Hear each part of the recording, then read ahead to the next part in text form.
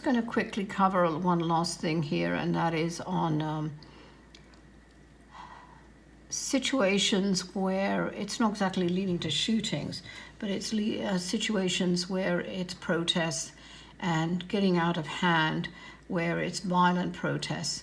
And these ones I do see in America, and they're happening in Texas, Washington, D.C., Seattle, Portland, in that area, LA, downtown, even in Phoenix, a small bit, not so much, but New York, obviously.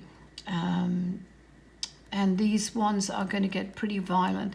There are some situations where the protests are getting heated at universities, colleges, and even in high schools. And this brings me into a subject which I hate bringing up, but it's so prevalent still due to a previous administration kind of propagating it, and that is that racism. And this is going to be increasing, where people are not seeing a person for who they are and not the color of their skin or where they come from. But please, don't vote down to that kind of hateful messaging that you're being programmed basically to accept. Well, we're far more, I wouldn't say sophisticated because we're still doing it, but we're far more advanced that we should recognize racism for what it is. So against anyone or any race, to be honest, culture, we are better than that. So please know that it will get worse, I'm afraid, after February.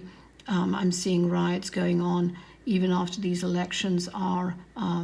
It seems to be being used as a subtle handle in some of the ads. So be careful and use your own intelligence to do your own research, and know that essentially a good 98% of the human race is good, and there are others who just want to manipulate and propagate hatred, and you don't need to be part of that mindset unless you want to be, of course. I'm not telling you what to do, but really think about that. Okay, thanks.